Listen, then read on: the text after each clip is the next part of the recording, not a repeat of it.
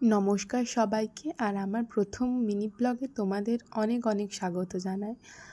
তো আজকে হলো রথযাত্রা, তো সবাইকে রথযাত্রার অনেক অনেক শুভেচ্ছা। তো এখন দেখতে পাচ্ছ আমরা রথটা সাজাচ্ছি।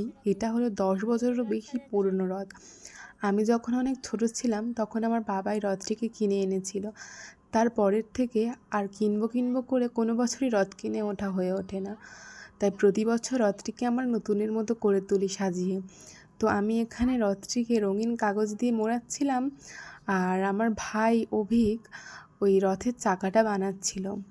তো আগে আমরাই বার করতাম রথটা, কিন্তু এখন আর আমরা বার করি না, এখন এদের কাছে দিয়ে দিই, এরাই রথটাকে বার করে।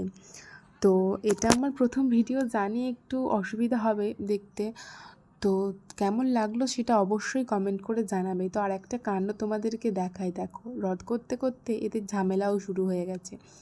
তো এখন বিকেল হয়ে গেছে, আমার মা রথটিকে ভালো করে সাজিয়ে পুজো দিয়ে এবার রথটিকে একটু টেনে আর ওদের কাছে দিয়ে দেবে। ওরা এবার রথটিকে নিয়ে পাড়া ঘুরতে বেরিয়ে পড়বে।